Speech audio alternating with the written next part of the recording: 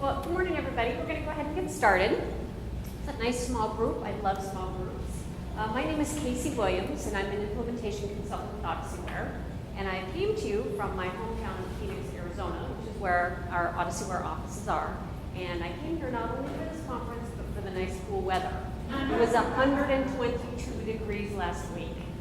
According to the news, a person actually cooked chocolate chip cookies inside their car on one of those days. So I don't know how they tasted or if they were crispy or not, but apparently you can actually do that. So enjoying the nice cool weather here in San Antonio. We are going to talk today about Odysseyware and English language learners. And I understand that, especially here in Texas, same thing in Arizona, we have a lot of students that come to us of all ages, from all different backgrounds that are learning English and are at some stage of learning English, correct? Lots of English language learners. All right, so we're going to look at some things, how Odysseyware can support our English language population in our schools. I'm going to start off with a video here, and it's called Reasons Why English is So Hard to Learn. In my PowerPoint show.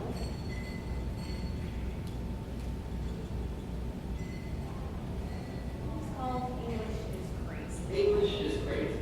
And one of the languages you recite at a play, but a plane out of recital, or shipped by truck, but said cargo by ship. We have noses that run and feet that smell, and the writers write hammers definitely don't hammer. You fill in a form by filling it out, and your alarm goes off by going on.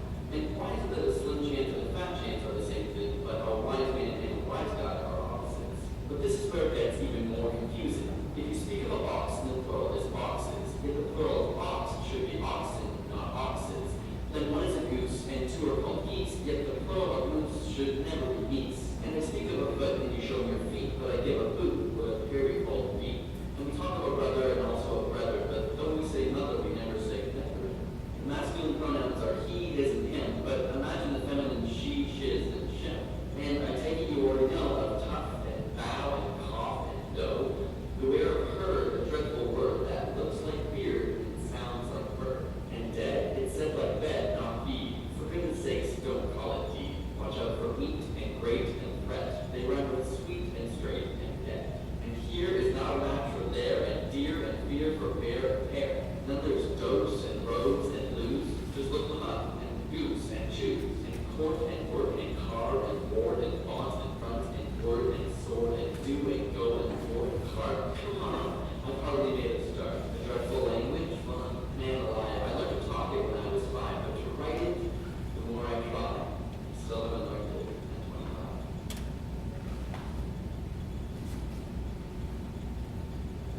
So what he's trying to tell us is something that we actually already know. We know that English is a difficult language. That's lots of languages out there in the world are difficult languages. That's not going to stop us. And so I think that in this room, actually, I think we're probably better English speakers than the average population out there. So we're going to put that to the test. So what I'm going to have you do is I'm going to pop up a word on the screen, and I'm going to have you read that word out loud.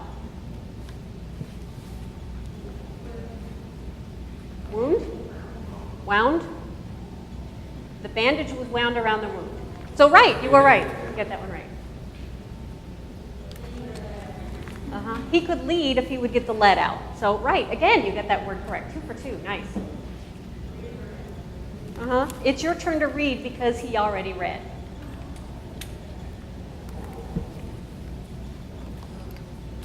Close or close? Yeah, they were too close to the door to close it. Another one of my favorites. Wind or wind. They wind. The wind was too strong to wind the sail. I couldn't even read it myself. So it's true. English is a crazy language, and I found another piece that just goes into a little bit more depth about why it's so crazy. We love it, but it's crazy. We love it because it's crazy, not in spite of it. So English is a crazy language. There's no egg in eggplant, nor ham in hamburger, neither apple nor pine in pineapple. English muffins weren't invented in England or French fries in France. A guinea pig is neither from Guinea, nor is it a pig. And if writers write, how come fingers don't fing? I don't know. And why isn't the plural of booth, beeth?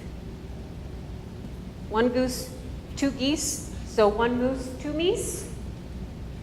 If you have a bunch of odds and ends and get rid of all but one of them, what do you call it? Teachers taught, then why don't preachers prot? If vegetarians eat vegetables, what does a humanitarian eat? All right, so enough of that. We don't even want to go there. Basically what that ends up with is this: help. We're in all this language, we don't know how to help our students to understand it, and it's difficult for them. Well, it's a complex language, that's all there is to it. And we all know the statistics, right? 5.5 million ELLs in our country. 10% of them are in the K through 12 population. 80% of them come from a home language or an L1 of speaking Spanish. There are other languages out there too, a multitude of other languages. 14% of them, these are usually from the NAEP, is where we get these statistics. 14% were proficient in 4th grade math. That's low. Less than 63% of them graduate high school after 4 years. So those are some tough statistics to be involved with. And part of the problem that we know and we understand is that to learn a language just takes time. We can accelerate it and we can enhance it, but it's just, no matter what, it's going to take some time. And that's okay. Students, we got to give them that time. It's important. And we all know also that if we're not specific with our instructional practices in ELL, there becomes some kind of gap, some kind of misconnect. And our students don't know the difference between close and close, or wind and wine. And it's important that they know those differences. So to prevent the gap, it's our job as educators to give them all the support we possibly can. So what do? Well, anything and everything we can. In your schools, I'm sure that you have something like this in place. You either use the SADI method or the SIOP method or understanding by design. We immerse them, or we push them out, or we pull them in. Lots of different programs going on. And while we don't have enough time to address all of the different ways and theories there are about ELL and language acquisition, there are some common threads to each of these pieces. There is a couple things that I've handed you. One is this little ring of cards that are here, and this ring of cards embodies the best or the common threads of all of these different theories of teaching ELL, teaching English to students. And there are things like provide comprehensible input. And on the back of that card is a bulleted point list of things that actually help us to provide comprehensible input. What does it mean to do that, and what are some things we can do? We've got identify and communicate content and language objectives.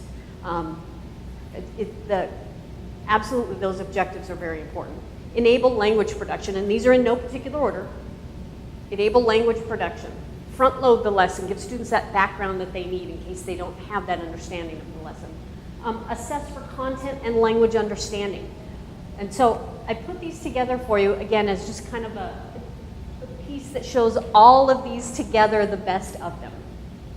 We're going to go through an Odysseyware lesson, and we're going to pull out some things that use these type of things to help you support students that are using Odysseyware. And as you know, Odysseyware is not a plug and play.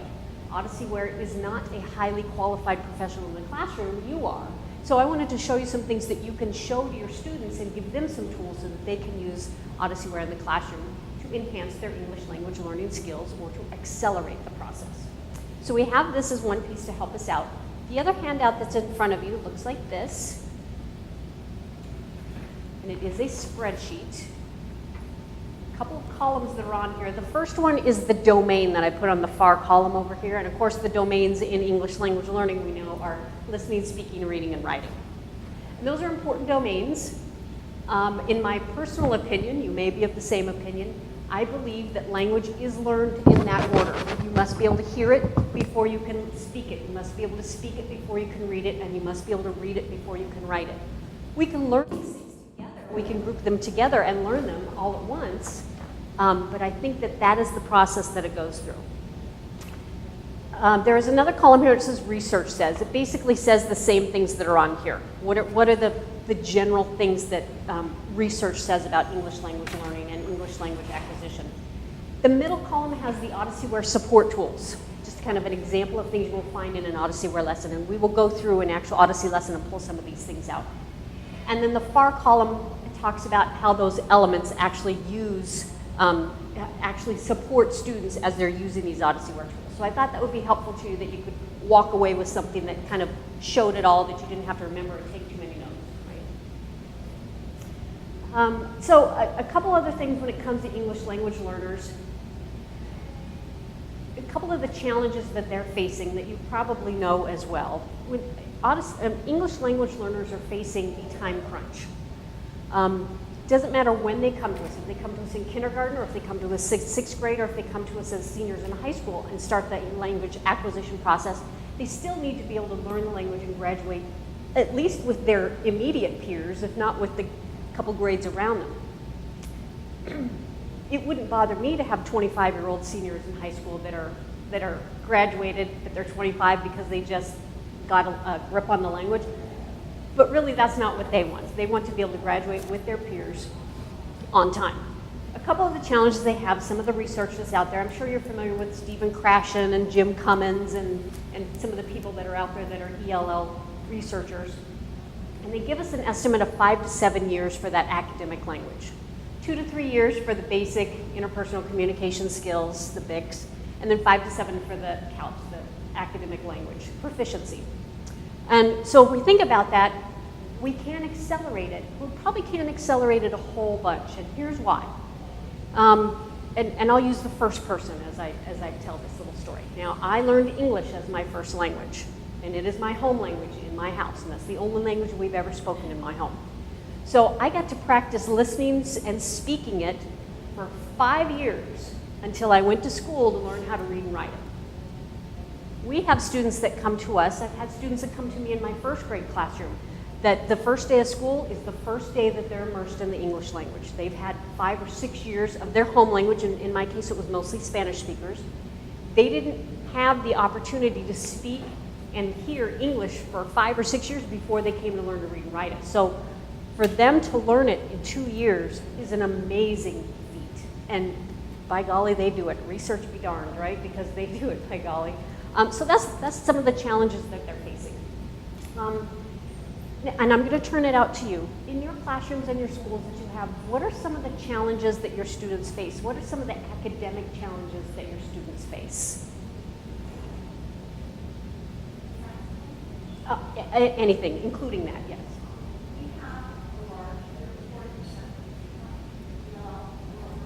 Fantastic.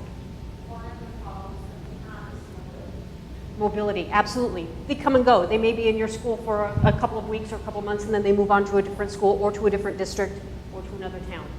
Absolutely. That does absolutely present challenges. There's a couple things in Odyssey where we might be able to help with that. But other challenges that your students have. Sure, please.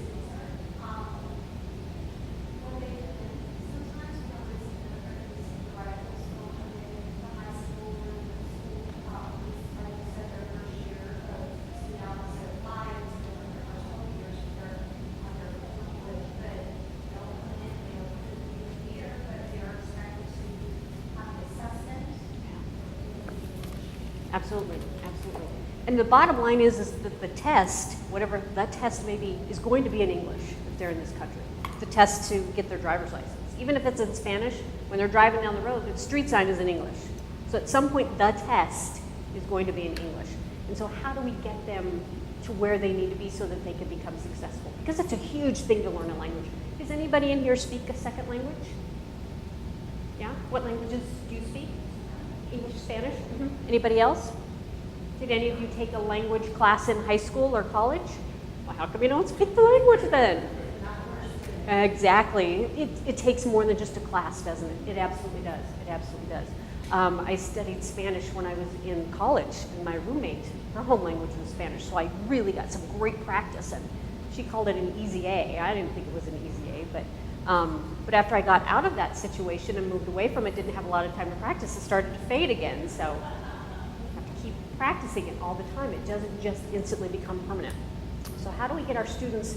How do we get our students to do that? It's true. It is a tough tough thing to do. I'm sure in your schools it's like mine. I've seen kids, the last grade I taught was first grade. I'd have kids come to me that were in the kindergarten class all year last year, and they came to me this year, and at a first grade level were as fluent as they needed to be in English to enter my class and move on. That just blew my mind. Unbelievable that they can learn it that fast. Lots of other languages out there. I had a student once that spoke Mandarin Chinese, and I didn't speak a word of Mandarin Chinese, and we did a lot of smiling and drawing pictures until we could finally communicate with each other a couple months later. But there's some challenges, absolutely. So I'm going to show you some things in Odysseyware that are going to help your students with learning the language. So we're going to take a look here. If you would like to log in as a student into Odysseyware and see the things I'm talking about live, you absolutely may. But if not, I'm going to open up a lesson here and walk you through. Does anybody want to log in as a student rather just follow along? All right.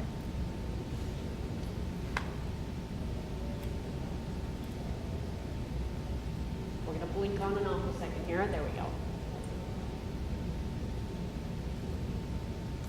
I'm going to log in as a student here, and we're going to look at a couple of lessons here. I've got 3 different things on as I log in as a student here, and I realize that's a little bit hard to see. That's all right though. I've got 3 things. I've got 2 lessons, and then I've got a project that we're going to look at. One of these is an assignment that was just a part of the regular course, and it's a high school level assignment, 9th grade, I believe, and I believe that the Expedition West is out of middle school, and then the project that's there is a custom assignment that I created just to give some support to my students. So we'll look at a couple of these. First one is the Diary of Anne Frank. Now what I like about this is that there's a couple things I can do here. One thing that I like about this is that I do have some floating tools on my toolbar that can help with my student. I like ahead of time that the lesson has been chunked out for my students. Even if they are not English language students, there are still some best practices that fit for these guys to help them through this content. And because this is high level content, talking about a student who, whether they are brand new, this is their first day in school, or whether they've been here for months or years, depending on their level of language proficiency, there are some pieces in here that can absolutely help them out. One of them is, let's start down here, beginning with a video. Something that helped me out a lot when I was learning Spanish was watching movies that were in Spanish, because not only did I get to hear the language, but I got to see an example of the language happening. And so movies and videos, very, very important for our students. And I can tell you, your English language learning students, they are watching videos on YouTube. You know they are. So we've embedded our videos here.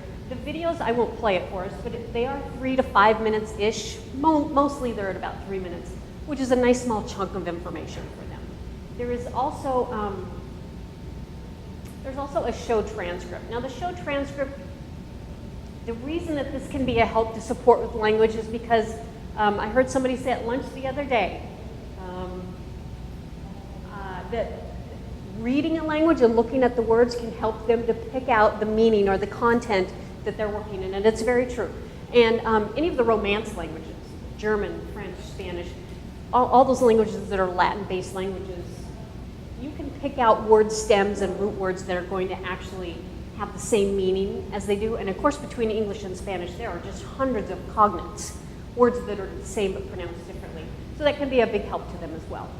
If they're at a very beginning level of English language acquisition, this may be a little overwhelming for them. However, that video is going to be a nice piece. Now, another thing that's important about the video, I'm just going to click on it here, is that the student has the control. The student has the control. The student can listen to it, can watch it, can rewind, can pause, can stop. And I think that's an important thing. Even though it wasn't designed with English language learners in mind, it fits the bill for them. So not only does this help them with the language, but we're building background here for the lesson. Students that come to us in our classrooms, whether they're English language learners or not, we don't know what their background of content knowledge is. We assume we know what it is, but we don't necessarily know what it is. And so this is going to help build background for this lesson, which is about the Diary of Anne Frank. so that students can have that information. And just as a little side note, any picture, any visual that's in any context at all, what language is that in? In every language, isn't it? Every language. A picture is every language. Very helpful to our students. A couple other things on our list here. Part of our best practices here talks about objectives and letting the student know what's going to be expected of them. I like this piece because it's up front. It tells students what the objectives of the lesson are. It is in English, but are you familiar with the translation tool in Odysseyware? We can translate things if we need to. I kind of shy away a little bit from the translation because, like we discussed earlier, the test is going to be in English. At some point, you got to know English. But if I can translate a few key words to help me understand and help me to learn that word, then I'm all about it. So for an example here, here's the word, or I'm going to use this phrase, piece of literature. That just may be something that I don't understand. I can highlight that word, and I can use my translation tool over here and find out, and we'll translate it into French. And it can help me, oh, okay, so there's the definition, or there's the translation for me, and then I can click here and have it read to me. And it will tell me in a fluent French voice what that word means in French. So I find that helpful, not because I want my students to highlight the whole thing and translate the whole thing, but because I want them to pull out key words and phrases or things that are confusing for them to help them in their home language. Now, my students that I had were the younger crowd. A lot of my students came to me and they spoke English and they were learning to read and write English in my classroom. They also spoke, like I said, most of them were Spanish speakers, but they didn't read and write their home language. They hadn't had the opportunity to attend school to learn how to read and write in their home language. And so having that piece where it will read out loud to them is helpful to them. Because I couldn't just give them a translation, it wouldn't help them. They still couldn't read it. But again, I wanted them to get to English. I wanted them to get there. And I actually wanted them to have both languages. I wanted them to be biliterate, not just bilingual. So the objectives are here, helping students to understand what's expected of them in this lesson. And as a big picture of Odysseyware, what I like too is that they can go through the lessons at their own pace. They don't have to keep up with a classroom or wait for a classroom, either way, full of students. So that's especially helpful for our English language learners as well. I found that many of my English language learners tend to be the shrinking violets in the classroom. They didn't want to be called on, and they didn't want me to know that they needed some extra support because it either was embarrassing to them or it was just something that they didn't want the class to know. And so I think it's helpful that they can, this is kind of their own little world that they can work in here. Vocabulary. English is all about the vocabulary, isn't it? It's all about the vocabulary. Without the vocabulary, you do not have a language. So it's nice, these pieces, that it will read to them, of course. Artistic license. In that fluent voice. Is it me? Yeah, take a step back from that, maybe. Yeah, Move you this go around the back. side. It's the hotel stuff. Is it? Yeah. Sorry, everybody. Is everybody's ears still intact? We all speak English, but now we're having a harder time hearing it than we were 2 minutes ago. So the vocabulary is there. It's a very nice piece. Vocabulary, to me, when I'm helping my students learn vocabulary, they have to have some kind of pictorial reference. And I call those the brick words. Bricks like nouns and verbs. And the mortar words are those like and, of, those words that we fill in between. So if I can get them to understand what the brick words are, those big words, the nouns of the verbs, the pieces they need to understand, then those other little words can be filled in. So our vocabulary, if at all possible, I love having them play games with them of any kind. Now here in Odysseyware, we do have a couple games, of course, that they can play. I love the Vocab Arcade for a couple reasons, and this is how I would do it in my classroom. One, I love the flashcards. If I could use flashcards every day in my class, I would use them for everything. And these ones are nice. I think that a really good best practice in the classroom is not only to have students use them, but to have them use them in pairs or small groups. So I think that's an important thing. And you can pair them with fluent English speakers or non-fluent English speakers. They can be paired anyway. But I like these because it requires them to read it they're reading it, but are they speaking? I want them to produce language. I would have them in small groups or pair, or even just with me, I would have them read this word aloud. And this was a really poor example of a word to read because this is a tough word. Let's go to the next one. There we go. There we go, stage direction. I would have them read that aloud because not only do I want them to be able to read the word, I want them to be able to speak the word. And of course, we'll get to the writing piece in a minute, but definitely want them to be able to speak that.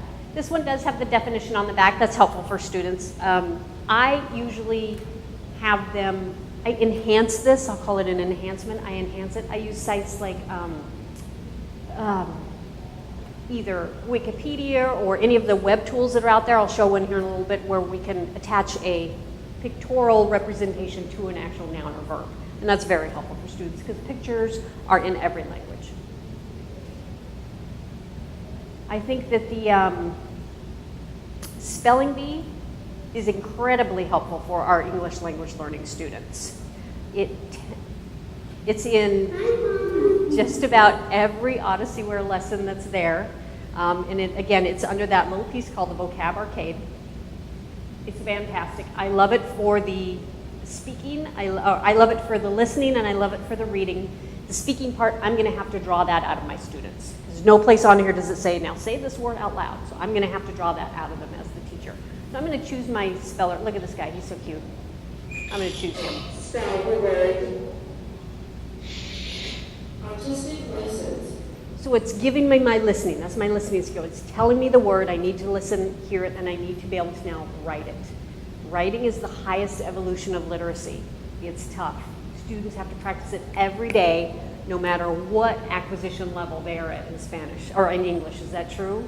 That is so true. It's the hardest one. And so all of our students could benefit from practicing that writing every single day. And this is a really great way to do it. They use their keyboard, they type in the word, and it not only says the letter, but then it gives them A, R, T, I. So as they're typing, it gives them, I think that's important, especially for that listening and that reading piece, very important. Now the speaking, I would have them repeat it to the person itself. Or like I said, I would have them in pairs actually producing the language. I'll go ahead and close that out. So the Vocab Arcade, very helpful when it comes to listening, speaking, reading, and writing, those 4 domains.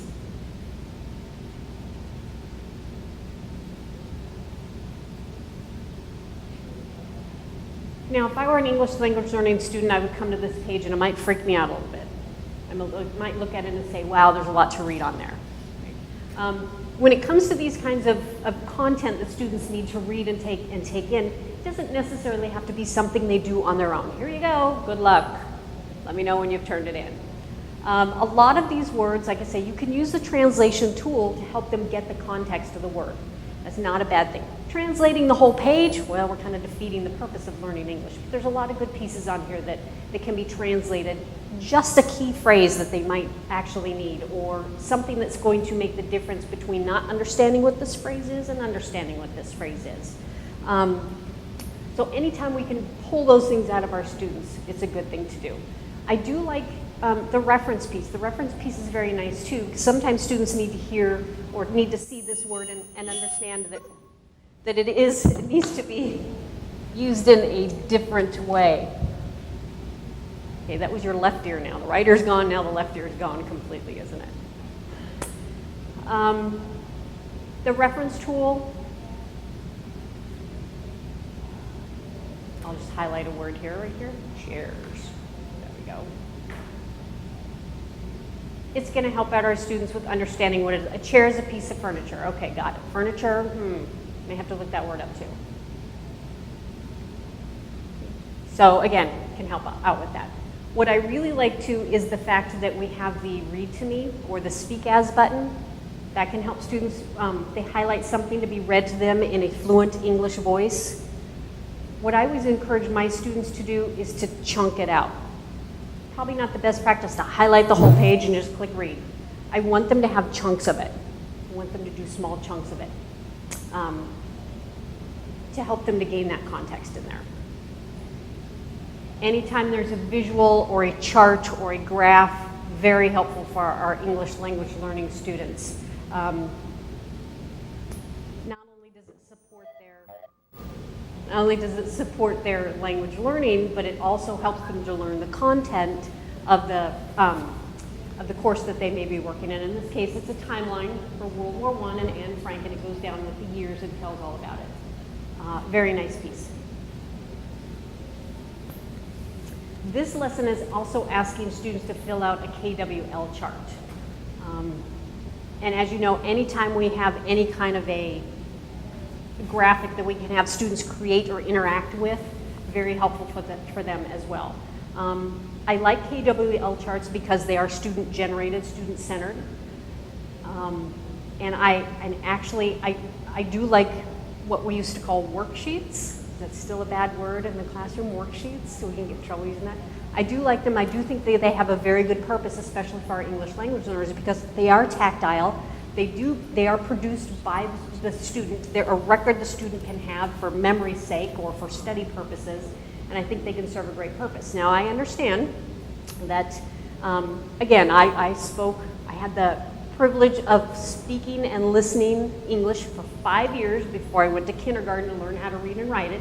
And during that time, even though my mother was a teacher, she never gave me a worksheet. Said, here, learn English. She never did that.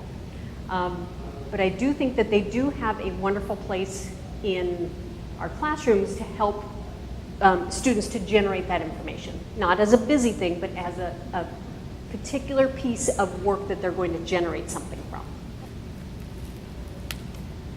Let's see, let's go on to our next section here. A lot of things that are popped in and built up. I do like that they're chunked out into those 5 different sections. That's helpful for students as well. Now, like I mentioned earlier, Odysseyware is not a plug and play. We, the teacher, we're the professional, we're the highly qualified professional in the classroom. We're going to pull these things out from our students and help support them with this. I'll show you a couple of other things. That's just kind of a general lesson that we have. A couple of other things that are very helpful. One is that the questions, depending on the settings that your school has, is using Odysseyware. Once a student answers questions and turns in an assignment, and I'll just answer a couple of them here, it will give them instant feedback to let them, I got 12.5%, nice, huh? It will give them instant feedback, but also if they have another attempt, and if they have the settings in place, it will show them which questions they need to go back and revisit. There will either be a red X, which means they got it wrong, or a green check mark, meaning they got the answer correct, or a yellow bar, which means they got it partially correct. So I, the student, know where to focus my attention for my next attempt on this lesson. And have your students used this before? Most schools have their settings in place for that. So it's very helpful for our English language learner students as well. It is. Back on my assignments list, I also have one called Expedition West Traveling the Oregon Trail. As I mentioned earlier, I truly believe that writing is the highest evolution of literacy. And so we got to do it all the time. We got to do writing in math, writing in English, science, history, all of them. We got to do writing across the curriculum. We're going to write. If you can write a language, you have mastered that language. This one is an example of just something we can personalize for our English language learner students and any of our other students as well. This one I find particularly interesting. One is because Expedition West, this is traveling the Oregon Trail, so it is content specific to the history of the United States. A lot of our students who are learning English come from the United States. They were born here, their family was born here, they are multi-generation here. Others have come from other countries, have migrated here from other countries. Either way, they're going to want to know a little bit about the history of the country that they're now a part of. And this is a great way. This is a great way to do it. So what I've done here is I've customized this lesson. I'm going to have them write. And what I want them to do is I just want them to write in a journal style. I don't want them to be afraid of writing. I don't want it to intimidate them in any way. I just want you to jump in and try it, right? Kind of like riding a bike. You can read about riding a bike. You can watch somebody ride a bike. You can dream about riding a bike. But at some point, if you want to ride a bike, you're going to have to get on a bike and ride it.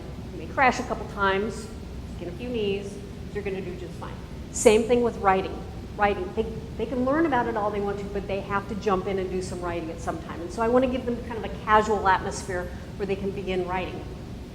So what I've done here is I've put in a link, see if my link works here, to the old game from the 90s, old in the 90s.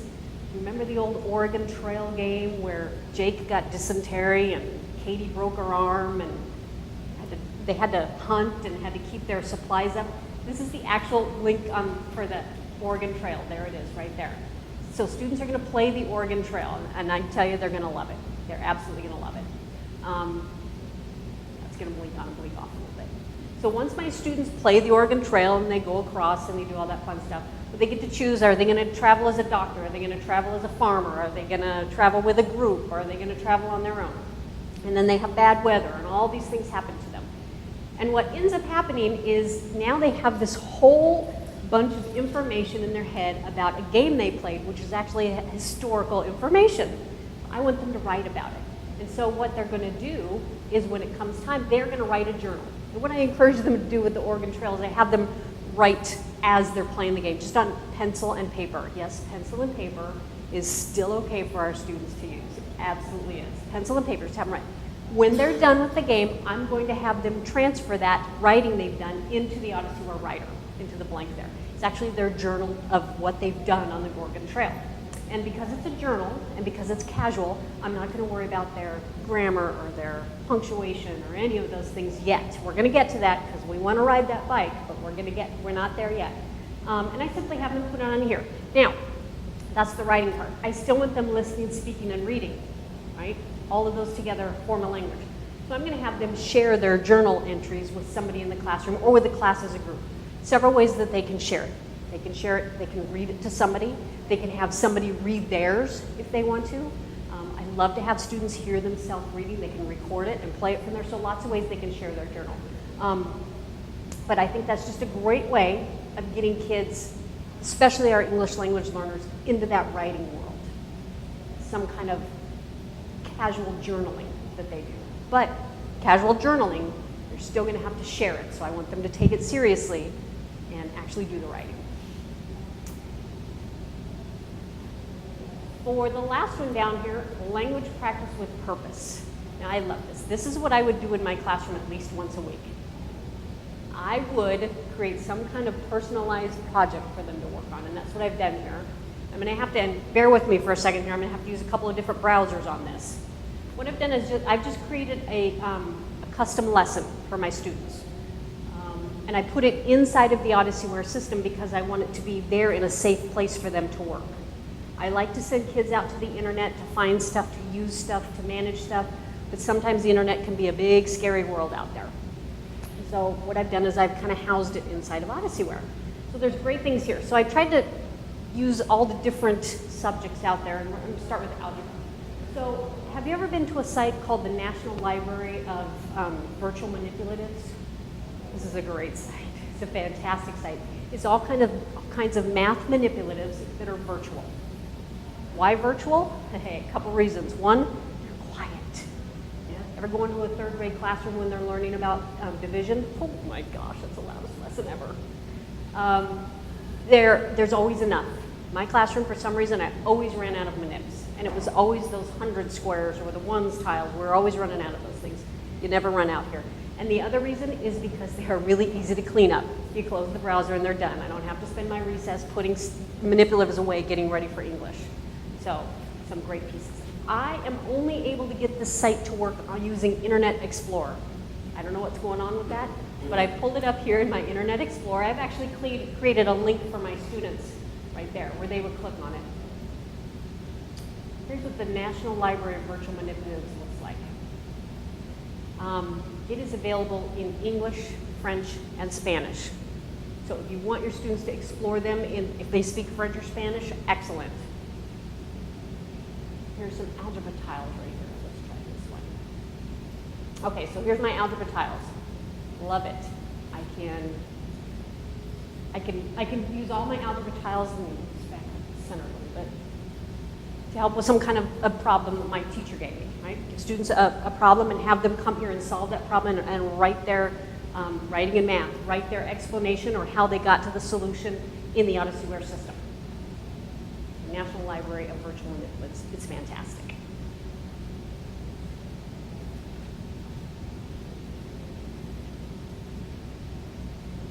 They have, I'll just go to the login page. This is, or the main page. The main page of the National Library of Virtual Manipulatives, it is K through 12, and it has all the different domains. I know this is Texas, but those are Common Core domains. So it's fantastic for students to use. Really well done. Another thing that I do for my students is I want them to use graphic mind maps. So there's lots of sites on the web that you can use and then bring them into Odysseyware to show, have students do work. This one in particular, graphic mind maps,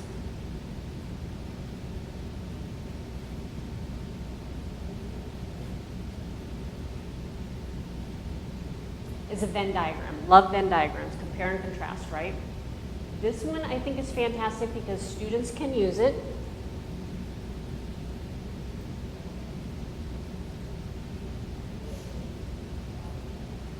And we're going to compare and contrast cats and dogs, right? So here's my Venn diagram.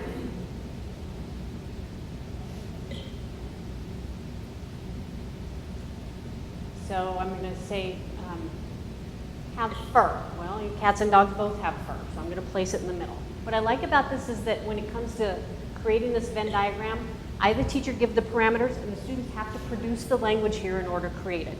So whatever they have to do to produce that language here.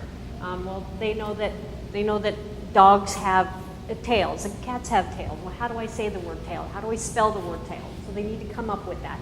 Whatever supports I need to give them, maybe I have a list of words on the wall that they choose from that they use. But I like this because they're producing the language, they're writing it, and then later they're going to share it with the group, or with me, either way.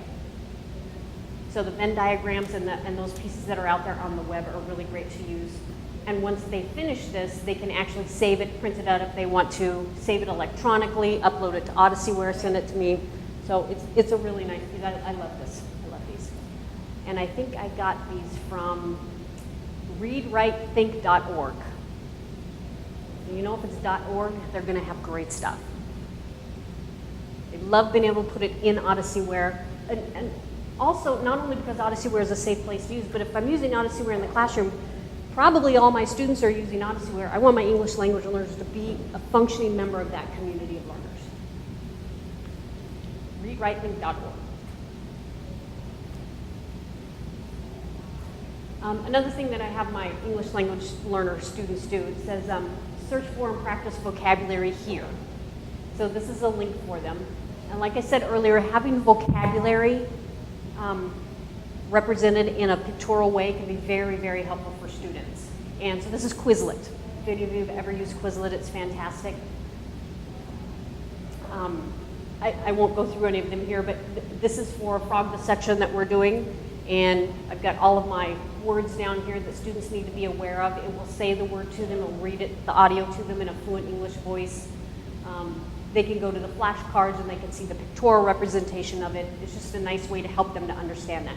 Quizlet also will allow me to create my own flashcards, and then I can put that link inside of Odysseyware so that students can have those two connected right there.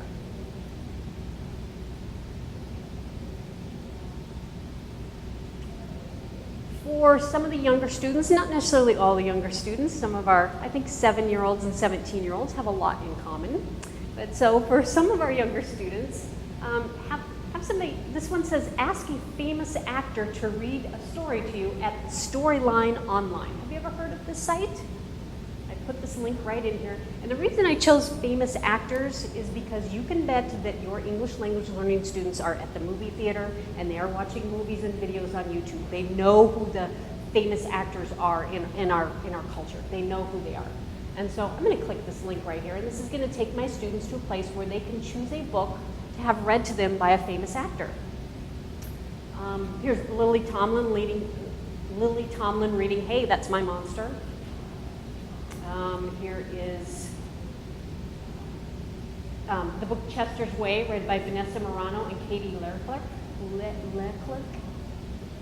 So lots of really cool books that can be read. Here's one of my all-time favorites called To Be a Drum, and it is read by James Earl Jones.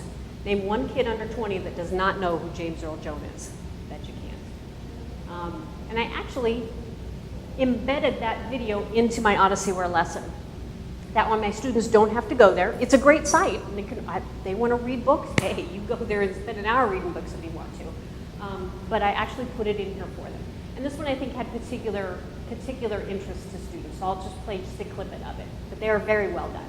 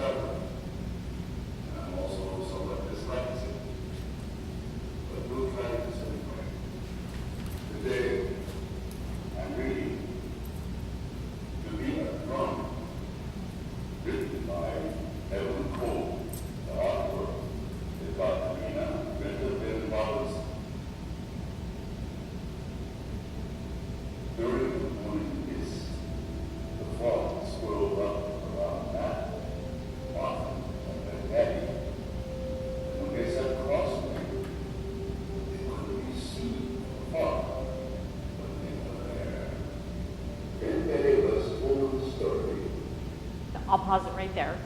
But they are very well done, and James Earl Jones, who would have known that he was functionally illiterate until he was 14? Who would have known? So I love to have my students have stories read to them. I also like them to read stories and produce stories on their own. So I put another piece in here for my students called a story starter. I want my students to write stories, get them writing again because it's that highest evolution of literacy. But a lot of times my students didn't have an idea of what to write about. So I'm going to help them with that. I have a link in here called Story Starter, which takes them to a site that will give them a story prompt. Do I need my students to write the great American novel? Nope, I just want them to write something, even if it's a crazy story. And sometimes the crazier it is, the more fun they have, the more likely they are to do it again. So here I just click to have my story starter, and it's given me several starters. This one says, the astronaut was whispering on the ranch. I could produce a story about that, sure. Another story starter for my students. The fisherman was fishing in the dark attic. Don't know what that's about, but I can't wait to hear it. So I'm going to give my students some prompts or some ideas of what they can write. And I'm going to have them write a story for me. Now, because that is the writing piece of language acquisition, I still want them to do that listening, speaking, and reading piece. So I'm going to have them write their story, and then I'm going to have them use an online recording studio to read that story to me or to someone else. So I want them to read that story, mainly because I want them to hear themselves reading, and I want them to practice. And I envision my students reading this story and initially not liking the results when they play it back to themselves. I know that's what I would do. I would read it through one time and go, oh, that was awful, I got to do that again. And so I would practice and I would refine and I would polish it. And that's what I want my students to do as well. Now this is just, it says recording studio, it's a link. It just takes them to a site called Vocaroom, where they will, as soon as the Adobe Flash Player is allowed on their site, there we go. They just click and it will record everything they say. When they're done,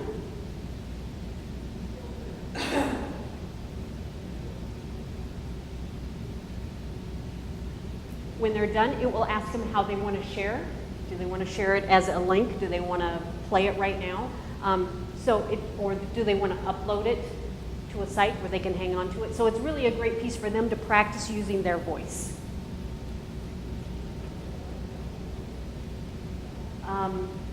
So that's just some of the things that you can do in Odysseyware to help your students when it comes to language acquisition. Are there any questions before I go to our last piece? Ideas, things you want to share?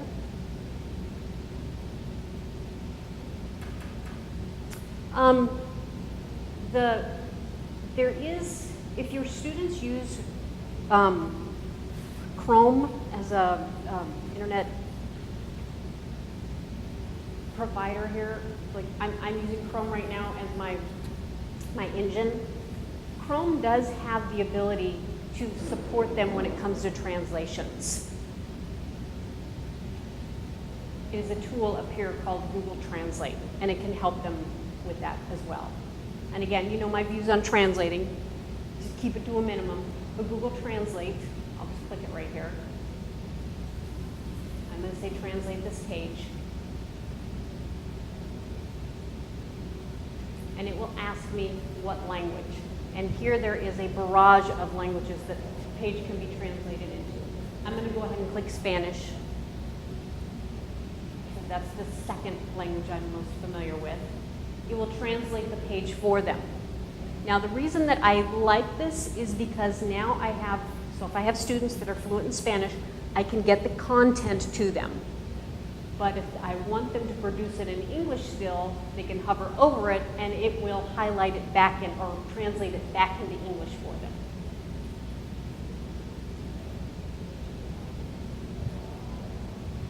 So I still end up with both languages there. That's why I like that. It's another helpful piece. And it's a tool on the browser for Chrome. It's kind of a little FYI. But again, it is important that our students actually learn the language. So anything we can do to get them there.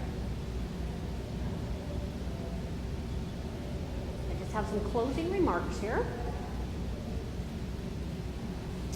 On the handout that I've given you here, there's lots of information. Most of it I went through over on this side that talks about how do we build that background, how do we produce that language, why is writing important, the literacy, using historical content and traditional content, all kinds of things on here, as well as the cards that envelope all of the theories that are out there, which are hundreds of them. But let's wrap this up here.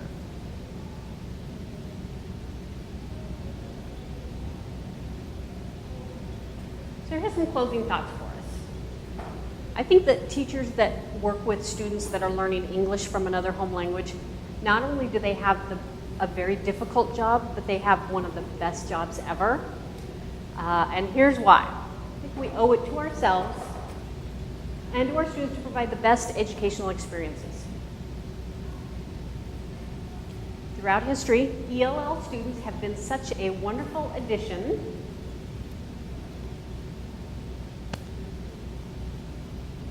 culture and the society of the United States.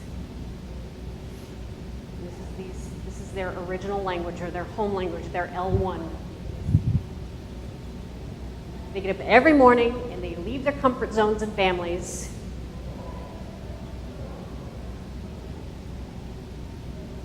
come to a place where they're both misunderstood and misunderstand. That's got to be a tough day.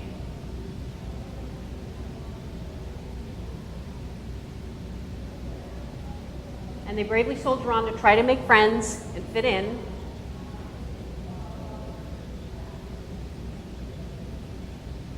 And find freedom of voice.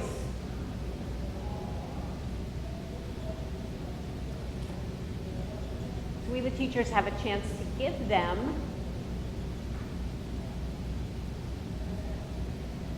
the best start of their lives as we become fluent in supporting our English language learners. They're from everywhere. They are. And so that's all I have for you today, so thank you very much.